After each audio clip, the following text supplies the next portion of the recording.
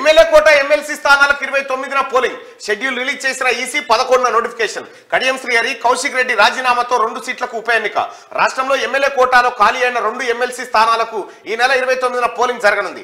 తెలంగాణలో 2, యూపీలో 1 ఎమ్మెల్సీ స్థానానికి ఉప ఎన్నికలు నిర్వహించేందుకు కేంద్ర ఎన్నికల సంఘం గురువారం షెడ్యూల్ రిలీజ్ చేసింది. ఎమ్మెల్యే కోటాలో ఎమ్మెల్సీలుగా ఉన్న కడియం శ్రీహరి స్టేషన్ గన్పూర్ నుంచి, పాడి కౌశిక్ రెడ్డి హుజురాబాద్ నుంచి ఎమ్మెల్యేలుగా గెలుపొందారు. వాళ్ళు ఎమ్మెల్సీ పదవులకు రాజీనామా చేయడంతో ఆ సీట్లు ఖాళీ అయ్యాయి. వారిద్దరి పదవీ కాలం 2027 నవంబర్ 30 వరకు ఉండడంతో ఉప ఎన్నికలకు ఈసీ షెడ్యూల్ రిలీజ్ చేసింది. ఈ నెల 11న నోటిఫికేషన్ జారీ చేయనుంది. ఆ రోజు నుంచి 18వ తేదీ వరకు నామినేషన్ల దాఖలు గడువు ఉంటుంది. 19న నామినేషన్లను స్క్రూటినీ చేస్తారు. నామినేషన్ల ఉపసంహరణకు 22 వరకు గడువు ఉంటుంది. సో తెలంగాణ రాష్ట్రంలో 2 ఎమ్మెల్సీ స్థానాలకు నోటిఫికేషన్ వచ్చింది. ఆల్రెడీ పట్టభద్రుల ఎమ్మెల్సీ ఎన్నికల్లో ఓటేయాలనుకునే మిత్రులారా, వరంగల్, నల్గొండ, ఖమ్మం ఎవరైతే పట్టభద్రులు ఉన్నారో మీరు ఓటు హక్కును నమోదు చేసుకోవడం కోసం అందరూ గతంలో ఓటేసిన వాళ్ళు కూడా మళ్ళా ఇప్పుడు కొత్తగా ఫామ్ 18ని నమోదు చేసుకోండి. దానికి సంబంధించినటువంటి అంటే మీకు ఏమైనా ఇబ్బందులు తలెత్తితే పరిష్కరించడం కోసం ఇక్కడ మేము ఒక కాల్ సెంటర్ ని కూడా మీకు అందుబాటులోకి తీసుకొస్తా ఉన్నాం. పట్టభద్రులు ఎవరైతే ఎన్నికల్లో ఎన్నికల్లో ఓటేయాలనుకుంటున్నారో వాళ్ళంతా ఓటర్ గా నమోదు చేసుకోండి.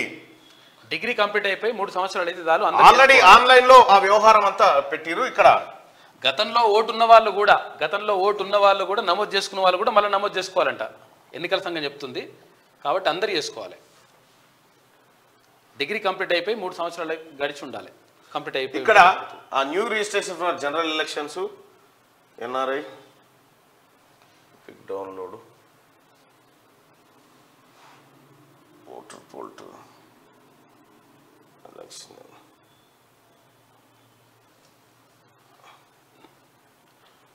న్యూ రిజిస్ట్రేషన్ అట్లే ఉంటుందేమో మరి ఆప్షన్ ఫామ్ 18 పంపించినాము నాకు. కానీ ఇదేంది EC.co.in ఢిల్లీ, సిక్కిం 2000, ఉత్తరప్రదేశ్, తెలంగాణ.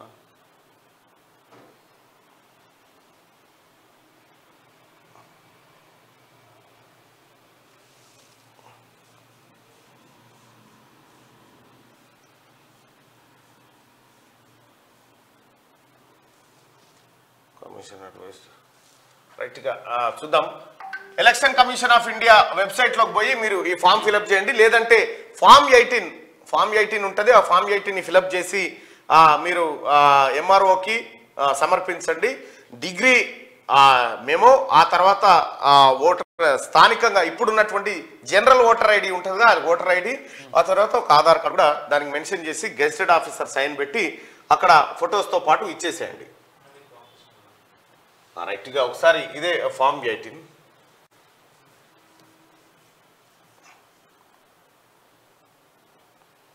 రైట్ పంపిండి సాయి.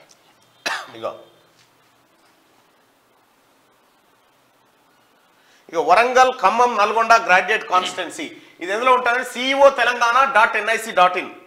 దీంట్లో వరంగల్, నల్గొండ, ఖమ్మం పట్టభద్రుల ఎమ్మెల్సీ అప్లై ఆన్లైన్ అని ఉంది కదా, ఈ అప్లై ఆన్లైన్ పైన క్లిక్ చేయండి. క్లిక్ చేస్తే ఇగో మీకు ఇది వస్తుంది, ఫామ్ 18 వస్తుంది గ్రాడ్యుయేట్కి సంబంధించి. ఇక్కడ గ్రాడ్యుయేట్ కాన్స్టిట్యున్సీ దగ్గర ఇక వరంగల్, నల్గొండ, ఖమ్మం అని పెట్టండి. డిస్టిక్ ఏ డిస్టిక్ మీది ఆ డిస్టిక్ మెన్షన్ చేయండి. యాదాద్రి భువనగిరి అయితే యాదాద్రి భువనగిరి, భద్రాద్రి అయితే ఇట్లా దాదాపు 1 ఆగండి ఎన్ని ఉన్నాయి మొత్తం 1 2 3 4 5 6 7 8 9 10 మొత్తం 34 అసెంబ్లీ నియోజకవర్గాల పరిధిలో ఈ ఎన్నికలు ఉంటాయి. నాది యాదాద్రి భువనగిరి కాబట్టి యాదాద్రి భువనగిరి అని చెప్పి పెట్టుకున్నా. ఇక అలాగే ఇట్లా నా పేరు రాయాలి, సర్నేమ్ రాయాలి, ఆ తర్వాత name of relative of applicant రాయాలి, ఆ తర్వాత సర్నేమ్ రిలేటివ్, తండ్రి పేరు, తర్వాత జెండర్ ఆఫ్ అప్లికెంటు మేల్ అయితే మేలు, ఫీమేల్ అయితే female, date month date year, ఆ తర్వాత ఎడ్యుకేషనల్ క్వాలిఫికేషన్, ఆక్యుపేషన్ ఏం చేస్తా ఉన్నారనేది ఈ వివరాలు రాయాలి. ఆ తర్వాత ఇంకా డిజబిలిటీ ఏమన్నా డిజబిలిటీ ఉందా మీకు అనేది అది మెన్షన్ చేయాలి. Address details, place of ordinary residency, మన ఇంటి అడ్రస్, వీధి, ప్రాంతం ఇదంతా పెట్టాలి. ఇక details of assembly constituency epic if the applicant name is included. అంటే మీకు జనరల్ ఓట్లలో మొన్న అసెంబ్లీ ఓట్లలో ఓటేసారు కదా, దాని డీటెయిల్స్ అన్ని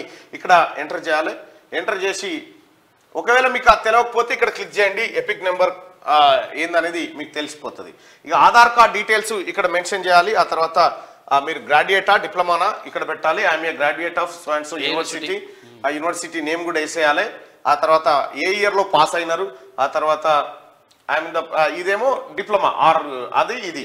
ఆ తర్వాత ఇక్కడ ఫైల్స్ యువర్ ఫోటోగ్రాఫ్ ఉంటుంది, ఫోటోగ్రాఫ్ చూజ్ చేసుకోవాలి. ఇక అట్లాగే సర్టిఫికేట్స్ ఉంటాయి, ఈ సర్టిఫికేట్ చూజ్ చేసుకోవాలి. ఇది 100 KB ఉండాలి, బిలో 100 KB, అదేమో బిలో 200 KBలో ఉండాలి. ఆ తర్వాత ఇక డిక్లరేషన్ మీద my name has been included in the electoral roll for the constituency and district అండి మనది ఇక్కడ పెట్టాలి. ఇది ఇతర గ్రాడ్యుయేట్ కాన్స్టిట్యున్సీలో మీ పేరేమైనా ఉందా ఇక్కడ మెన్షన్ చేయాలి. ఇక మొబైల్ నెంబరు, ఆ తర్వాత ఈమెయిల్ ఐడి ఇక్కడ పెట్టాలి, డిక్లరేషన్ ఇచ్చేసేయాలి. ఇది ఈ నెంబర్ కొట్టేసి సబ్మిట్ కొట్టేసేయాలి, సరిపోతుంది, ఎంక్వైరీ అయిపోతుంది. ఇక ఒకవేళ ఎంఆర్ఓ ఆఫీస్ పోలైన వాళ్ళు ఆన్లైన్లో చేసుకునేటువంటి వెసులుబాటు ఇక్కడ ఉంది. రైట్గా ఇది ఈ ఎమ్మెల్యే కోటా ఎమ్మెల్సీ స్థానాల విషయంలో మాత్రం 40 మంది ఎమ్మెల్యేలకు ఒక ఎమ్మెల్సీ. కాంగ్రెస్ పార్టీకి ప్రస్తుతం 64 మంది ఉన్నారు, సిపిఐతో కలిపితే 65 మంది. కాబట్టి 40 మందితోనే ఒక ఎమ్మెల్సీ స్థానాన్ని గెలుచుకోబోతుంది కాంగ్రెస్ పార్టీ పక్క. కానీ రెండో అభ్యర్థిని నిలబెట్టినప్పుడు అటు బీఆర్ఎస్ పార్టీకి 39 స్థానాలు ఉన్నాయి, వాళ్ళకి ఇంకో స్థానం అవసరం పడుతుంది. ఎంఐఎం కలిస్తే వాళ్ళు ఇంకో స్థానాన్ని గెలుచుకోగలుగుతారు. కానీ కాంగ్రెస్ పార్టీ గనక రెండో అభ్యర్థిని నిలబెడితే ఎన్నిక అనివార్యం అవుతుంది. అయితే ఈ ఎన్నికల్లో ఒక విచిత్రం ఏంటంటే విప్పు జారీ చేస్తారు. విప్పు జారీ అంటే ఏంది?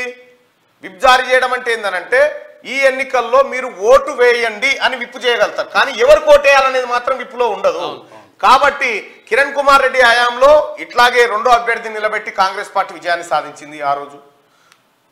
కాబట్టి ఆ రాజశేఖర్ రెడ్డి హయాంలో కూడా ఇలాగే జరిగింది. అప్పుడు క్రాస్ ఓటింగ్ జరిగింది, కాసాని జ్ఞానేశ్వర్ ఎమ్మెల్సీ అయిండు, అది మీ అందరికి తెలిసిందే. ఇప్పుడు కూడా కాంగ్రెస్ పార్టీ రెండో స్థానం పైన గురి పెడితే టీఆర్ఎస్ పార్టీకి ఇబ్బందులు తప్పవు.